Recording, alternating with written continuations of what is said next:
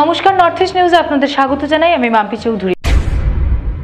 এবার ভূমাফিয়াদের নজর পড়েছে কাটিগড়া থানাধীন কাতিরাইল প্রথম খণ্ডের হিলারা কলোনির দিনমজুর প্রায় ২০-২৫টি পরিবারের বসত বাড়ির উপর। ভূমাফিয়াদের দলে রয়েছেন এক শিক্ষকও। অভিযোগ জমি মালিকদের। গত কদিন থেকে এই গ্রামের প্রায় ৭০ বছর থেকে বাপদাদাদের দখলীয় জমি, সুপারি বাগান সহ অন্যান্য মূল্যবান গাছ বৃক্ষ কেটে পিলারিং করতে আরম্ভ করে ভূমাফিয়ারা। ভূমাফিয়াদের তাণ্ডবে অতিষ্ঠ দিনমজুররা প্রশাসনের সহায়তা সহ বিধায়ক, সাংসদ ও রাজ্যের মুখ্যমন্ত্রী হেমন্ত বিশ্ব শর্মার সহযোগিতা কামনা করেছেন। তো আমরা এখানে ধরুন ৫০-৬০ বছর ৭০ বছর থেকে বসবাস, আমরা বাপ দাদা এরা বসবাস করিয়া আসুন। এখন বাপ দাদা নাই, বর্তমানে আমরা আছি আর কি বসত বাড়ি লইয়া। আমরা এখানে টিলার উপরে বাগান আছে, প্রত্যেকের সুপারি বাগান আছে। হঠাৎ করে হইত থাকি ভূমাফিয়া এরা পার্টি দরিয়া আইয়া গুন্ডা এই সেই লইয়া মদ চদ খাইয়া জায়গা দখল করিয়া জঙ্গল টঙ্গল খাটিয়া পিলার উলার মারিয়া বহু জায়গা তারা দখল করে লইছে। গালিগালাজ এই সেই নানান ধরনের উপদ্রব করে আর কি। আমরা নিষেধ দিলে তারা কিছু আমরা নিষেধ বার্তা মানে না, আরও নানান ধরনের উৎপাত করে লাঠি ছোটা দু লইয়া আমরা যদি মানে নিষেধ দেওয়া যায় তারা কুদাম পাদাম দৌড়াদৌড়ি এই সেই কথা করে। কেন খেয়ে আয় কেন জমিন দখল করাত আয় তারা মানুষ ৭-৮ জন ১০ জন এটা কইতে পারতাম না। তবে বিমল দাস, সমীরণ দাস, এরপরে রবীন্দ্র, এরপরে আর কে আসলো কিফেশ রঞ্জন দাস, এরপরে কিফেশর ছেলে মাস্টারি চাকরি করে। কোন স্কুলে তা জানি না, কইতে পারতাম না। মাস্টারি চাকরি করে। হেও দীপাঙ্কর দাস, হ্যাঁ দীপাঙ্কর দাস, হেও আয় তার বাবার লগে। সমীরণ দাস, এরপরে লাড়ু, তার বালা নাম কিতা জানি না, কইতে পারতাম না। তারা ৬-৭ জন মানুষ। আপনার এগুলো এজারও দেওয়া আছে? হয় আছে, নাম লেখা আছে। ঠিক আছে। PML এর একটু সাহায্য চাই আমরা। এখানে আমরা ছেলে মেয়ে খুব কষ্ট, আমরা গড় দজর হইতে পারি না, কিছু না। কেউ শান্তি দেয় না, তারা খবর তো আনি আমরা মারতেও চাই, খাটিতেও চাই। ওরকম করে আমরা ছেলে মেয়েটা সব বাইরে বাইরে যাই, হইতে পারি না। আমরা ঘরের দরজায় তারা এইটা এইটা করে। মুখ্যমন্ত্রী একটু সাহায্য চাই, এমএলএর একটু সাহায্য চাই, আমরা একটু সাহায্য চাই। আমরা বাঁচাইতে তারা যেমন সরিয়া ডিসি আমরা একটু সাহায্য করতে চাই। আমরা তো খেয়েও আমরা কথাটা অনুরোধ করে যাই ডিসি রে, আমরা একটু সাহায্য চাই। খুব কষ্ট করিয়া আমরা জায়গাটা আমরা খুব কষ্ট করি। আর আমরা জায়গা আমরা শ্বশুর শাশুড়ি সবে তো হয়ে গেছে, এমন তারা ঘুরে নিয়ে যাইবার কি লাগে। আমরা মেয়েগুলা ছেলেগুলা খুব ইয়ে করে, জোর জবস্ত করে। তারা জোর জবস্ত করে চাই নিত গিয়া, জোরে নিত গিয়া। কয়েকটা খবর তো আনি রাখছে, রাখি তাই যে আপনারা গেছে সাহায্য চাই। নর্থ ইস্ট নিউজের প্রতিনিধি রাজুদের প্রতিবেদন। মদের ঠেক এবং জুয়ার আসরের বিরুদ্ধে প্রতিবাদ করায় চন্দ্রনাথপুর এমই স্কুলের প্রধান শিক্ষকের বিরুদ্ধে মিথ্যা অভিযোগ এনেছে দুষ্কৃতীরা। প্রধান শিক্ষক মৌসুম দত্ত এলাকায় শিক্ষা বিস্তার, সামাজিক সাংস্কৃতিক বন্ধনকে আরও মজবুত করে গঠন করায় এলাকার সমাজ বিরোধীরা চাপে রয়েছে। সম্প্রতিকালে এক জুয়ার আড্ডা নিয়ে প্রশাসনিক স্তরে অভিযোগ জানানোর পর পুলিশ প্রশাসনের পক্ষ থেকে এই আড্ডা বন্ধ করে দেওয়া হয়। দুষ্কৃতীরা ছাত্রকে মারধর করার অভিযোগ এনে মৌসুম দত্তের বিরুদ্ধে থানায় এক মামলা দায়ের করেন। স্থানীয় বরখলা পুলিশ দুষ্কৃতী সহযোগিতা করে একের পর এক হেনস্থা করে যাচ্ছে কৃতি এই শিক্ষককে। সোমবার স্কুলে সাংবাদিকদের তিনি এই অভিযোগ করে জানালেন, আমার বিরুদ্ধে যে অভিযোগগুলো বিভিন্ন সংবাদ মাধ্যমে প্রচারিত হচ্ছে সে বিষয়ে আমি যেহেতু একজন সরকারি কর্মচারী, আমি চুপ থাকাটাকেই প্রথমে শ্রেয় ভেবেছিলাম, কিন্তু পরিবর্তিত পরিস্থিতিতে আমাকে মুখ খুলতেই হচ্ছে। আমি যখন দেখেছি আমার বিরুদ্ধে যে অভিযোগগুলো এসছে, আমি কোনো একটা ছাত্রকে অন্যান্য ছাত্রদের দিয়ে পিটিয়েছি, আমি পিটিয়েছি, তখনই আমার মনে হয়েছে যে এটা সাজানো ঘটনা, মিথ্যা ঘটনা। তারপরেই এর পেছনে কারণটা কি খুঁজতে গিয়ে আমি দেখলাম যে না, আমার বিরুদ্ধে ইতিমধ্যে একটা দুষ্ট চক্র সক্রিয়, এবং এটা শুধু নতুন না, এটা বিগত 10 বছর আগের থেকে। আসলে আমি যখন এইখানে এই স্কুলে এসেছিলাম, জয়েন করেছি, তখন দুটো মাত্র ভাঙা বেড়ার ঘর ছিল, এবং যখন আমি স্কুলে আসতাম দরজা খুলতাম, দরজার সামনে দেখা যেত মদের বোতল, গাঞ্জার কলকে, কার্ড, এগুলো ইয়ে করে আসতে হতো আমাকে। তারপরে আমি প্রশাসনের সহযোগিতা চাইলাম, আমার কাছ থেকে উল্টো সাজেশান এলো আপনি বাউন্ডারি ওয়াল করুন। এখন বাউন্ডারি ওয়াল তো একজন শিক্ষক করতে পারে না, তবুও আমি চেষ্টা করে গেলাম। আজকে এই বৎসরে আপনারা নিশ্চয়ই এসে দেখে গেছেন আমাদের স্কুল PMCPSC, এবং স্বাভাবিকভাবেই আমাদের স্কুল আপনারা জানেন গুণোৎসবে A+ পায়, এবং ছাত্রছাত্রীদের মধ্যে আপনারা নিশ্চয়ই এসে দেখেছেন এটা চা বাগান অধ্যুষিত এলাকা। আমাদের স্কুলের 90% ছাত্রছাত্রী চা বাগান কর্মীদের সন্তান, এবং স্বাভাবিকভাবেই স্কুলের যে পাঠানোর ব্যাপারটা ততটা সচেতন ওরা ছিলেন না। আমি নিজে অসুস্থ অবস্থাতেও আমি বাড়িতে গেছি, বাড়ি গিয়ে ওদের মধ্যে সচেতনতা তৈরির চেষ্টা করেছি, এবং আজকে আমার স্কুলে 400 স্টুডেন্ট, এবং এটা একদিনে হয়নি।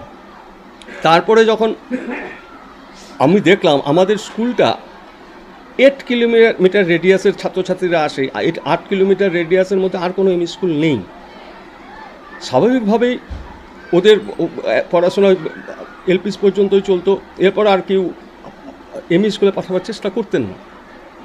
যখন আমি দেখলাম 8 কিলোমিটার দূর থেকে ছেলেমেয়েরা যখন আসে, ডেইলি আসতে পারে না, কোথায় খাসিয়াপুঞ্জি, কোথায় সাবাসপুর, ওদের হেঁটে আসতে হাঁটা ছাড়ার কোনো এইখানে এই এলাকায় কোনো আর অবস্থা নেই, হয় সাইকেল ওরা হাঁটা, তাও সাইকেলেও যদিও আসে রেল লাইনের পাশ দিয়ে আসতে হয়।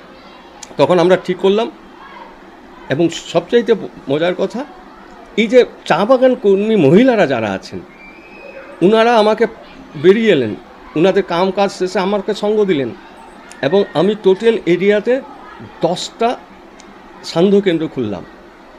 যেসব বাচ্চারা এখানে আসতে পারে না ওদের ঠিক করে দিলাম, ঠিক আছে তোমরা 2 জন আসবে, এবং যারা আসতে পারে না ওই বিকেলবেলা ওই যারা এসে যায় স্কুল ওরা গিয়ে ওদের পড়ায়।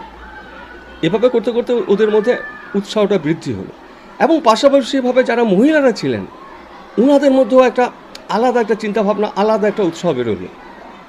কিছু কইবে? পরের ঘটনাটা হলো ওরা মেয়েরা বেরিয়ে এলো, এবং তাদের ব্যাপার মদ চলবে না, জুয়া চলবে না, এবং আমাকে এসে বললাম না, আইন তোমরা হাতে নিও না, তোমরা যে যা নিজের বাড়ির লোকদের আটকাও, সব ঠিক হয়ে যাবে। কিন্তু ওরা নেমে পড়লেন, এবং স্বাভাবিকভাবেই ওই মুহূর্তে ওদের সঙ্গে আমি জেলা প্রশাসনের যোগাযোগ করিয়ে দিলাম, এবং যোগাযোগ করার পরে জেলা প্রশাসন, পুলিশ প্রশাসন নিজেরা এসে ওই মহিলাদের হাতে লাঠি তুলে দিল, এবং এরপর দেখা গেল টোটালি মদ জুয়ার ব্যবসাটা প্রকাশ্যে হওয়াটা বন্ধ হয়ে গেল। কিন্তু সরকারি নিয়ম অনুযায়ী স্থানীয় বরখলা পুলিশ স্টেশন 2 বছর 3 বছর পরপরই বদল হয়, এবং বদল হওয়া নতুন উৎসে আসার এই ফাঁকগুলোতে ওরা সুযোগটা নিয়ে বসে, এবং এরকম করতে করতে ওদের ওই দুষ্ট চক্রটা, সেই মদ ব্যবসায়ী, চোলাই মদ ব্যবসায়ী বা জুয়ার যারা ব্যবসায়ী, ওরা ধীরে ধীরে খুব তাড়াতাড়ি সংগঠিত হয়ে ওঠে। এবং সবশেষ যেটা খবর, মানে সবশেষ গত 17 নভেম্বর আমার কাছে আমার ছাত্র আমাকে একটা ফটো পাঠায়। ফটোটার মধ্যে দেখা যায় আমাদের এখানে একটা বিক্রমপুর LP স্কুল আছে, এখানে একটা কালী মন্দির আছে, এখানে কিছু মানুষ এটাকে ডাইস বলে, ঝান্ডি মুন্ডা খেলছে, এবং পাঠিয়ে আমাকে ফোন করে বলছে স্যার একটা কিছু করুন। আসলে আমি তো বললাম আমি তো প্রশাসনের কেউ না, আমি সঙ্গে সঙ্গে এটা পাঠিয়ে দিলাম OC বরখলা, আমি আপনাদের ফটোগুলো দেব। OC বরখলা সঙ্গে সঙ্গে উনি নতুন এসছেন, উনি মোস্টবলি সঙ্গে সঙ্গেই অর্ডার দিলেন এই এলাকার চার্জে যিনি আছেন উনাকে, এবং পরে আপনারা নেবেন, খবর নেবেন কি আছে। এবং পরে আমি জানলাম এটা 1 সপ্তাহের জন্য এখানে ডাক ওঠে, জুয়ার বোর্ডের ডাক ওঠে, 2 লাখ টাকা ডাক উঠেছিল, এবং ওরা ঠিক করেছিল যেখানে সিনেমা হবে এবং জুয়া খেলা হবে। প্রথম দিনের আঘাতের পরেই ওই গোষ্ঠীটা আরও সক্রিয় হয়ে গেল, এবং স্বাভাবিকভাবেই যখন বন্ধ হয়ে গেছে এর 2 দিন পরে আমি স্কুল জাস্ট ছুটি হয়ে গেছে, আমিও বেরোবো, হঠাৎ দেখি বাইরে বেশ কিছু অটোওয়ালা দাঁড়িয়ে আছে, একজন লোক হুড়মুড় করে অটো ভেতরে ঢুকিয়ে, আমি আপনাদের ফুটেজটা দেখাবো, অটো ঢুকিয়ে আমাকে মারধর করা শুরু করলো। কোনো কিচ্ছু জিজ্ঞাসাবাদ নেই। ওরা আমার চিৎকার শুনে, আমারই পাশেই পিএইচই আছে, ওয়াটার প্ল্যান্ট আছে, ওখানে কর্মী দৌড়ে এলো, আমার এক্স স্টুডেন্ট আরও 2-1 জন দৌড়ে এলো, ওদের দেখে চুপ হয়ে গেছে। তারপরে যখন বলা হলো যে আপনারা যেসব কাজ করেছেন সব সিসি ফুটেজে ধরা পড়েছে, আপনাদের শাস্তি হবেই, এটা শোনার পরেই তড়ি ঘরে করে ওরা পালিয়ে গেল। এবং পরবর্তী সময়ে আমাদের শিক্ষকরা এলেন, লোকাল স্থানীয় মানুষরা এলেন, এর বললেন না এটা একটা এফআইআর করা উচিত। তো আমি গেলাম এফআইআর করতে, মেডিকেল হলো, গিয়ে দেখি ওই যে পার্টিটা যেটা আমাকে হেনস্থা করেছিল ওরা ওইখানে অলরেডি গেছে চলে, এবং কোনো একটা মোস্ট প্রবাবলি ওরা এজাহার দিচ্ছে। এর পরবর্তী সময়ে আমি 2-3 দিন পরে জানতে পারলাম যে ওরা যে অভিযোগটা করেছে টোটালি সাজিয়ে বানানো। নর্থ ইস্ট নিউজের বরাকবিল ইনচার্জ সুরজিৎ চক্রবর্তীর প্রতিবেদন। উধারবন্দে নৃশংস ঘটনা, যুবকের প্রহারে প্রাণ হারালেন সৎমা, ধৃত ছেলে, ছেলের প্রহারে সৎমায়ের প্রাণ গেল। বেধড়ক মারধর করলে মাথায় গুরুতর আঘাত পান ওই মহিলা, আঘাতে মৃত্যু ঘটল মহিলার। ঘটনাটি ঘটেছে উধারবন্দের লাঠিগ্রাম 4র্থ খণ্ডে। তবে মহিলার আত্মীয়রা শুধু এক ছেলের প্রহারে মৃত্যু ঘটেছে মানতে নারাজ। তারা অভিযোগ করে বলেন মহিলার স্বামী সহ 3 ছেলে পরিকল্পিতভাবে হত্যা করেছে। রবিবার মেডিকেল মর্গের সামনে মহিলার মৃতদেহ নিয়ে আত্মীয়রা সুবিচারের দাবি জানান। শুক্রবার দিন সকালে আমি ডিউটিতে গেছি কি আমার কাজও, আর আমার ছেলেটা পরিবার আমার ঘরে আছে। তারা মা পুয়া কিতা ঝগড়া লাগিয়া ঠিক 12টা জুম্মার টাইমে আমার ছেলেটায় লেন্দা দিয়া 2টা বাড়ি দিছে, আমার স্ত্রীকে বাড়ি দিয়া ফালাইয়া হেড বাগি গেছে। বাগি যাওয়ার পরে 10 মিনিট পরে আমি ফোন পাইয়া দৌড়াই আইছি, আমার ডিউটি থেকে দৌড়াই আইয়া দেখে এইরকম ফালাইল বিছনা। আমি উঠাইয়া মেডিকেল লই আইছি, মেডিকেল আইয়া আমি চিকিৎসা শুরু করছি। আমার নাম টুনু মিয়া, মেয়েটার নাম হইল হামিদা বেগম। আমার গ্রাম হইল গিয়া উদারবন। হামিদা বেগম। আমি তো স্যার মসজিদে জুম্মাতে আসলাম, শুক্রবার দিন জুম্মার দিন আসলো, তো আমি তো মসজিদে জুম্মাত গেছি গিয়া, তো তারা মা আসছে, তারা বড় আসলো, মায়ের যা দৌড়া করছে, তো আমি জুম্মাতে আসলাম, আমরা করতে পারি না, আর বড় তো আর কেউ আসলো না। তো আমি জুম্মাতি নাইয়া পাইছি যে এইরকম রকম হে মানে একটা লাঠি দিয়ে মারছে। এই লাঠিটা কিন্তু উদারবন থানাতে আছে। আমার ওসি স্যার কইছে যে আমার তোমরা কেটে দিয়ে মারছো, ওটা লাঠিটা লইয়াও। লাঠিটা আমি নিয়ে সকালে নিয়ে থানাতে জমা দিলেছি। আর যে মারছে আসামি তারে উদারবন থানাতে আছে, তারে আমরা কালকে রাত্রে দৌড়িয়া আমরা উদারবন থানা দিলেছি আমরা, যে মারছি আর কি। আর হেও তার ট্রিটমেন্ট আছে, ওসি স্যারে আমরা উদারবন ওসি স্যারে তার ভিডিও করিয়া রাখছে, ভিডিও রেকর্ডিং করিয়া যে হ্যাঁ মারছে, হে শিকার হয়েছে, স্যার আমি মারছি এরকম হয়েছে। আর আমরা তো ডেড বডি পাইছি যে মানে বিছনার উপরে ফালাই, তখন আমরা তাড়াতাড়ি করিয়া মেডিকেল লিয়ে আইছি যে আমরা পেশেন্টটা একটু বাঁচুক, এটা লাগে। আজকে আমরা আইছি আমরা বোনরে দেখাত আইয়া দেখছি বোনের মাথা 3টা সেলাই লাগাইল, 3টা চাকুর ডেগারর মারা, তারা কয়টা লাঠি দিয়ে মারছে। তারা রইল ওদিকে তারা 3 জনে ধরছে, ও হলো ডান ছেলে, আর একো ছেলে, আর একটা মেয়ে আছে। 3টা দরিয়া তারা দাদি মাথা সেদাইয়া ওরে মার্ডার করছেন, মার্ডার করিয়া আনি মেডিকেল আনিয়া কইছেন জীবিত আছে, অলরেডি মারা গেছে, তারা লইয়া আইছেন। এটা নিয়ার বিষয় চাই আমরা এসপি মহোদয়ের কাছে এই ভিডিওটা যেন পৌঁছে, এই যে 3-4 জন আসামি আছে তারা অতি সত্য অ্যারেস্ট করিয়া একদম ন্যায় বিচার লাগে। আমরা একজন অসহায় মেয়েরে এরকম মারা যায় নাকি? আমার কাছে প্রুফ আছে, আমিও দেখাই, মা নাই বাপ নাই, এরকম মেরে নিয়ে ওরকম মারেনি কেউ, ওটার প্রতিবাদ লাগে, ওটার ন্যায় বিচার লাগে। এর মাধ্যমে আমার এই ভাইটা 10 মিনিট তাদের একদম জানা আসলো 10 মিনিটের ভিতরে কিলা খবর পাইলিলা তাই।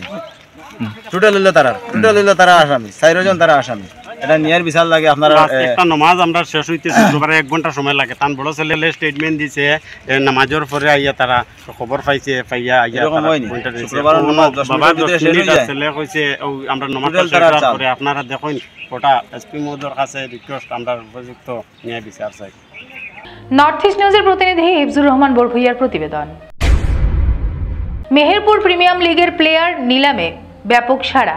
ক্রিকেট প্রেমী দর্শকদের জন্য এই মুহূর্তের সেরা খবর, রাজকীয়ভাবে সম্পন্ন হলো মেহেরপুর প্রিমিয়াম লিগের প্লেয়ারদের অপশন।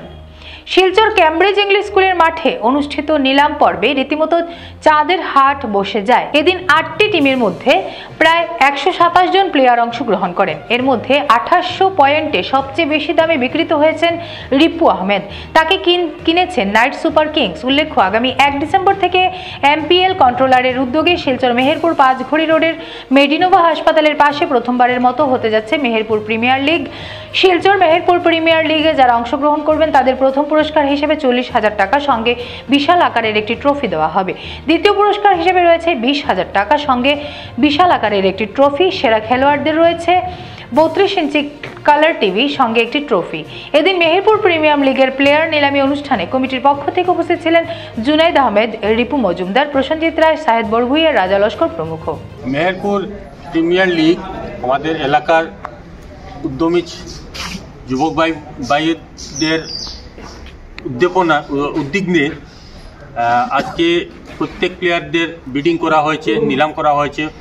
টোটাল 8টি টিম ছিল, 8টি টিম অংশগ্রহণ করে ওরা নিজ নিজ পছন্দ অনুযায়ী প্রত্যেক প্লেয়ারদেরকে নিলামের মাধ্যমে ক্রয় করেছেন এবং আগামী 1 ডিসেম্বর হইতে মেহেরপুর 5 ঘড়ি মাঠে আমাদের এমপিএল খেলার সূচনা হবে, প্রথম ম্যাচ শুরু হবে।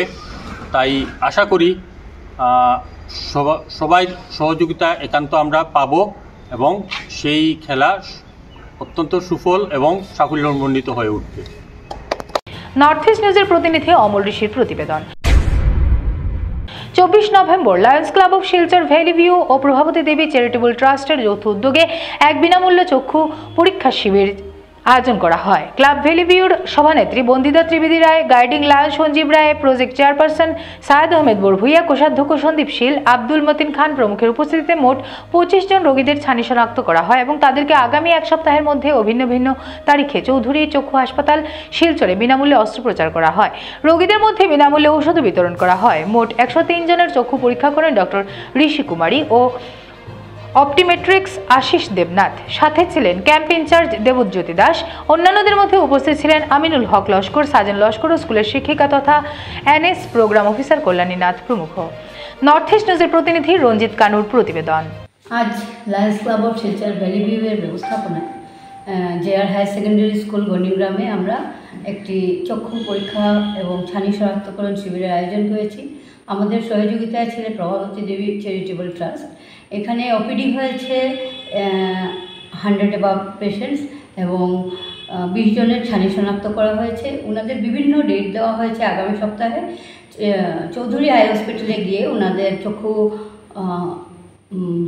অস্ত্রোপচার করা হবে, অপারেশন করা হবে এবং সেই অস্ত্রোপচারটি সম্পূর্ণ বিনামূল্যে হবে এবং তার সাথে যে রোগীদের চিকিৎসার প্রয়োজন আছে, চক্ষু সম্বন্ধীয় নানান অন্য অসুবিধা আছে, ওনাদেরকেও আগামী সপ্তাহে ডেট দেওয়া হয়েছে। ওনারাও আমাদের হসপিটালে যাবেন, eye hospital Chowdhury I clinic, এবং সেখানে গিয়ে বিনামূল্যে চক্ষু ওনাদের ট্রিটমেন্ট করা হবে।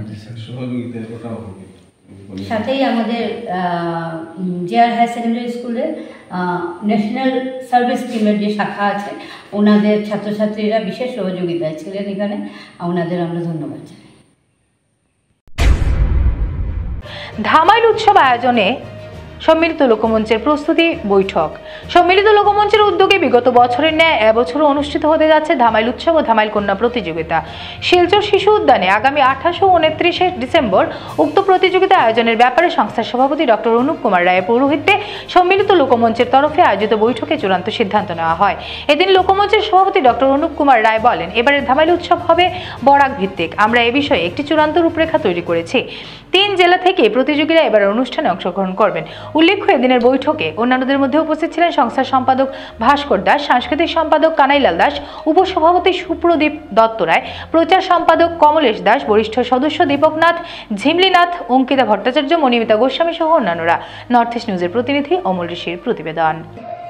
যেহেতু আগে আমরা বলেছিলাম আমাদের এবারে অনুষ্ঠানটি হবে বরাক ভিত্তিক, তো সেই হিসাবে আমরা 3 জেলা থেকেই প্রতিনিধি আসার ব্যবস্থা করেছি আজকের মিটিংয়ে। তাছাড়া এই অনুষ্ঠানটি সার্থক করে তোলার জন্য আমরা বিভিন্ন সাব কমিটিও গঠন করেছি। পরবর্তীতে আমরা আরও মিটিং করব যাতে এই অনুষ্ঠানটিকে আরও সার্থক করে তোলা যায়। এ ব্যাপারে বিশদভাবে আরও কিছুটা বলবেন আমাদের কালচারাল সেক্রেটারি শ্রী কানাই দাস মহাশয়। বিগত বছরের মতো এবারও আমরা জামাই উৎসব করব। আজকে এই জামাই উৎসবের প্রথম প্রস্তুতি সভা এবং আমরা এই প্রস্তুতি সভাতে আমরা সর্বসম্মতভাবে আমরা ডিসেম্বরের 28 এবং 29 তারিখ জামাই উৎসব করব এবং এই জন্য আমাদের বিভিন্ন কমিটি আমরা আজকে মোটামুটি প্রাথমিকভাবে আমরা রেডি করেছি। আগামীতে আমরা আরও সভা করব।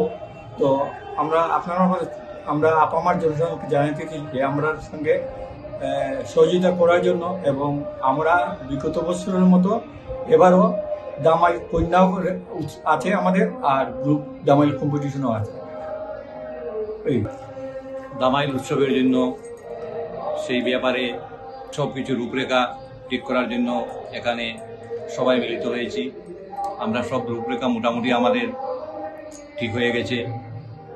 আমরা 28 এবং 29 ডিসেম্বর যে দামাইল উৎসবটি হবে সেটার জন্য বিভিন্ন সাব কমিটি তৈরি করেছি। প্রত্যেক কমিটিতে একজন কনভেনারকে নাম আমরা দিয়েছি। কনভেনার সব কিছু অন্যান্য সদস্যবৃন্দকে নিয়ে সব কাজ করবেন, যেভাবে সুন্দর এবং ভালোভাবে সাফল্যমণ্ডিত হতে পারে তার সমস্ত রূপরেখা আমরা আজকেই তৈরি করেছি এবং ভবিষ্যতেও আমাদের আসল দিনের আগে আমরা আরও বসবো যাতে আরও সুন্দরভাবে সেই আমাদের এই দামাইল উৎসবটা করতে পারি এবং সেই দামাইল উৎসবের সঙ্গে দামাইল কন্যাও আছে গত বছরের ন্যায় এবং সেটার জন্য আমরা সমস্ত বরাকবাসীকে নিমন্ত্রণ জানাচ্ছি আমাদের এই উৎসবটা আপনারা এসে সাফল্যমণ্ডিত করবেন। উৎসব হচ্ছে আগামী 28 ও 29 ডিসেম্বর, সেটা শিলচর শিশু উদ্যান নর্মাল স্কুলের পাশে যে উদ্যান শিশু উদ্যানটি আছে ওইখানে প্রতি বছরই আমরা গত 2 বছর ধরে করে আসছি। এইবারও আমরা ওই জায়গাতেই ধামাইল উৎসব করব। ধামাইল উৎসবে আমরা 3টে পুরস্কার দিয়ে থাকি, প্রথম, দ্বিতীয় এবং তৃতীয়, এবং তাদের এই পুরস্কারের সাথে আমরা সাম্মানিক হিসাবেও টাকা দিয়ে থাকি। প্রথম পুরস্কারের সঙ্গে আমরা 7,000 টাকা দেই ধামাইল নৃত্যতে, দ্বিতীয় পুরস্কারে 5,000 এবং তৃতীয়তে 3,000। পাশাপাশিভাবে ধামাইল কন্যা যে প্রতিযোগিতা হয় আমরা প্রত্যেক টিম থেকে আমরা অনুরোধ করি 2 জন করে প্রতিযোগী দেওয়ার জন্য এবং তাদের একটা ন্যূনতম বয়সের সীমা আছে। তো সেই অনুযায়ী যারা ধামাইল কন্যা প্রতিযোগিতায় অংশগ্রহণ করেন তাদের মধ্য থেকে আমরা প্রথম, দ্বিতীয় এবং তৃতীয়কে যথাক্রমে 5,000, 3,000 এবং 2,000 টাকা দিয়ে আমরা সম্মানিত করি পুরস্কারের সঙ্গে। ধন্যবাদ। চলেছি নর্মাল স্কুলের মাঠে। তো সেই ধামাইল উৎসবে যারা প্রতিযোগিতায় যারা অংশগ্রহণ করবেন সেসব কম্পিটিটরদের আর 12 বছর থেকে হতে হবে, বয়স সীমাটা 12 বছরের ঊর্ধ্বে হতে হবে, 12 বছর থেকে 25 বছর পর্যন্ত। তো সেই ব্যাপারে যদি 25 বছর ঊর্ধ্বে হলে সেটা গ্রহণযোগ্য হবে না। আর আজকের সংবাদ এ পর্যন্তই। ধন্যবাদ। ভারতের উত্তর পূর্বাঞ্চলের পাশাপাশি অন্যান্য স্থানের খবর দ্রুত পাওয়ার জন্য দেখতে থাকুন নর্থ ইস্ট নিউজ। ধন্যবাদ।